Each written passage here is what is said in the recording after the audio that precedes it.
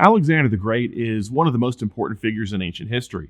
After the tragic death of his father, Philip II of Macedon, Alexander systematically dismantled the Persian Empire. Through his conquests, he spread Greek culture throughout the Eastern Mediterranean world. This paved the way for the spread of the gospel a little over 3 centuries later. Alexander was a towering figure in his own time. Historians generally consider him to be the greatest military strategist of antiquity. It should come as no surprise that many different ancient texts mention him. After his death in 323 BC, stories about him began to develop. And as these kinds of stories often do, they became more fanciful and more grandiose over time. This literature came to be known as the Alexander Romance. It was so popular that it eventually appeared in many different versions throughout the medieval period, in at least a dozen different languages and dialects. Now, I want you to keep this in the back of your mind because it's something that we're going to come back to. Alexander does make appearances in religious texts. He's mentioned briefly in the book of 1 Maccabees, and the book of Daniel mentions him indirectly as the king of Greece. But we also see that he's mentioned in Surah 18 in the Qur'an by the name al-qarnayn, which means two-horned one. And that's where we want to put our focus. Most Islamic scholars in history have identified Alexander as al-qarnayn. This identification isn't certain, but it has been the most dominant view and remains so in modern times.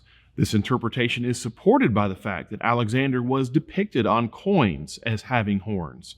Here he's wearing the horns of the god Zeus Ammon, which was a combination of the god Zeus with the Egyptian god Amun-Ra. Alexander claimed that this god was his father. Coins minted after his death depict him with horns, which served as symbols of his divinity. But this creates a problem for Islam. You see, in the Quran, Alexander is a faithful Muslim and a servant of Allah. In reality, Alexander was a devout pagan. He clearly did not serve Allah, and he claimed divine status, which is the worst possible sin in Islam. It's known as the sin of shirk, which basically means to say that any other god exists besides Allah. Now, we would call that polytheism. Other people claimed that Alexander was a god, and that's something that he fully endorsed. This means that Muhammad was dead wrong about Alexander, and that's a big problem for anyone who considers Muhammad to have been a true prophet of God. Now, here's a vital question. When the figure of al-qarnayn is so different from the real-life Alexander the Great, why do Muslims equate the two figures?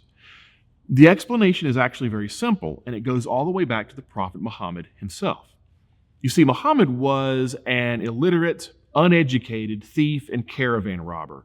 By traveling in caravans during his youth, he was exposed to all different kinds of religions and stories about historical persons. One of these figures was Alexander the Great. During Muhammad's time, there were lots of stories circulating about Alexander that weren't historically accurate.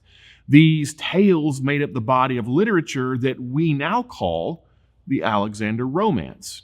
It included heavily romanticized and even fabricated accounts about Alexander's life, and Muhammad heard these accounts, believed them to be true, and incorporated them into his teachings. So, Muhammad's portrait of al-qarnayn doesn't fit the historical Alexander, but it does match the romanticized legends and myths that people told about him hundreds of years later. Unfortunately, Muhammad had a habit of this. He did the same thing with religious stories about Jesus and other biblical figures. He included all kinds of bizarre apocryphal stories about Christ, like one in which Jesus, as a boy, causes clay sparrows to come to life and fly away so that he can escape charges of breaking the Sabbath. He also promoted Jewish and Christian folklore, like the famous story of the 7 sleepers of Ephesus. It's clear that he did this because he thought these stories really happened. And this is yet another reason why Muhammad is the greatest false prophet in history. He naively and uncritically used mythological and legendary material without knowing any better. He tried to pass it off as actual history. But it was only a matter of time before scholars would finally catch up to him.